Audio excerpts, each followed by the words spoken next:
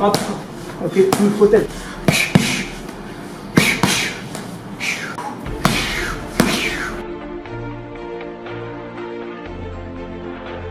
Là, je montre que je veux en découdre, c'est pas bon. Là, je suis un gars pacifique. Quand je vais voir me rapprocher pour combattre, c'est nécessaire que je me protège. Parce que là, la distance que j'ai moi pour frapper, lui, il a également sa distance pour me frapper. Donc, ce qui se passe, c'est que j'ai une main qui est prête à frapper et j'ai une main qui est en bouclier. Ok, j'ai mon épée, j'ai mon bouclier. C'est comme si j'avais une sorte de bulle autour de moi, un cercle dans lequel il n'y a rien qui me passe, je suis en protection. Ok, et là je peux frapper. Ok, donc je reste là. Donc pensez bien à cet effet d'être dans votre bulle.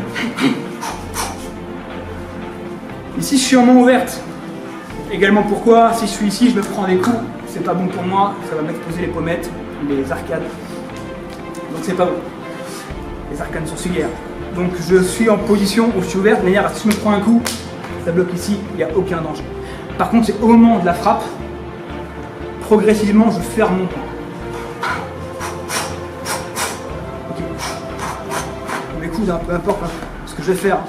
Bien sûr, à chaque fois, d'un côté, également du percute, ok, peu importe. Mon crochet. Je suis à ce niveau-là. Quand je ferme mon poing en bout, il n'est pas complètement serré. Là, il est très cassant, parce qu'il est trop serré, et en même temps, il est complètement sous tension. Il faut que ce soit très légèrement relâché pour faire une frappe qui sera lourde. Donc pensez également à ça, c'est un point qui est important. Okay. Ok.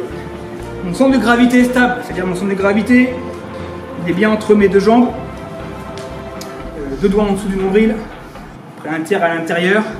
Je suis pas comme ci, je suis pas comme ça, je suis pas comme ça, là je suis pas stable. Non. Ok, je suis à ce niveau-là.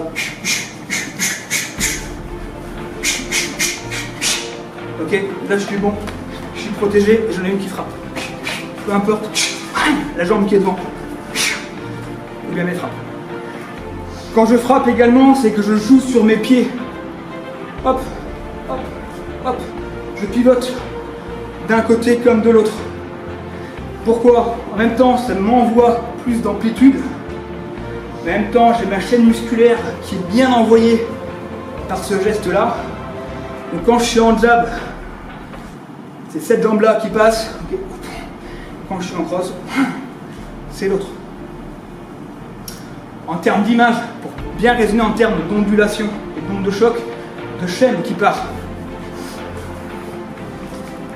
Je reprends mon exemple de ça. Il faut travailler sur des effets de transfert de poids, de fluide, de ce que vous voulez. Il faut essayer de retrouver ça dans la frappe. Ok, donc c'est pas une question de prendre de l'élan, ça va se faire par le relâchement.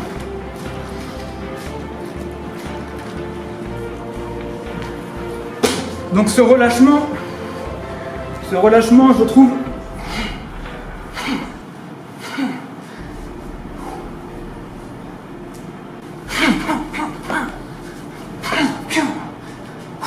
ok, là c'est relâché, ok.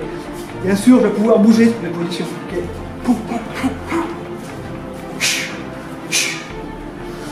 Au niveau de mon écartement des jambes, je ne suis pas sur une même ligne, je suis complètement instable, je ne suis pas comme ça, je suis vulnérable, comme si je marchais, il faut que ce soit naturel. Parce que si je stresse, tout ce qui n'est pas naturel, ça ne marchera plus.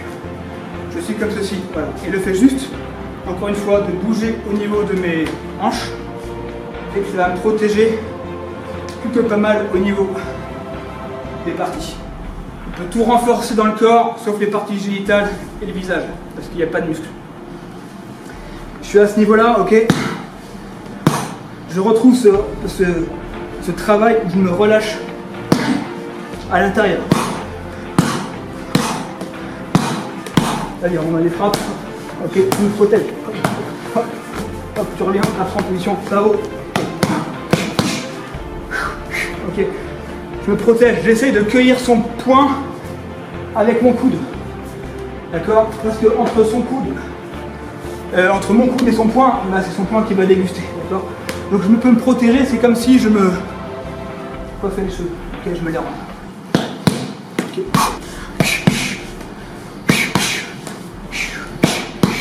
frappe hein, de temps en temps.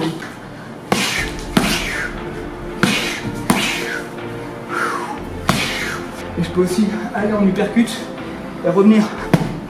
Ok. Je peux aller en uppercut et revenir. Ok, là j'ai le choix. Je suis fermé et je reviens. Ok. J'ai les flottances.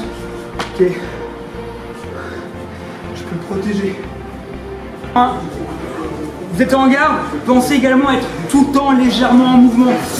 Ok, c'est très léger. Je redonne l'image du match de tennis. Ok, quand la personne va servir, la personne en face, elle est déjà en mouvement.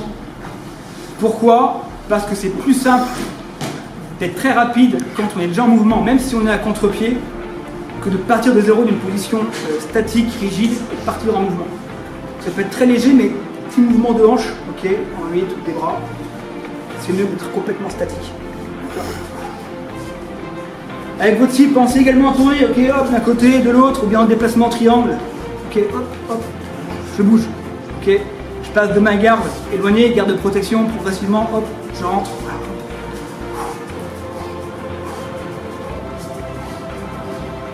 Ok, je vais pouvoir jouer sur ces registres-là. Toute ma puissance vient de mon centre de gravité. Encore une fois, donc.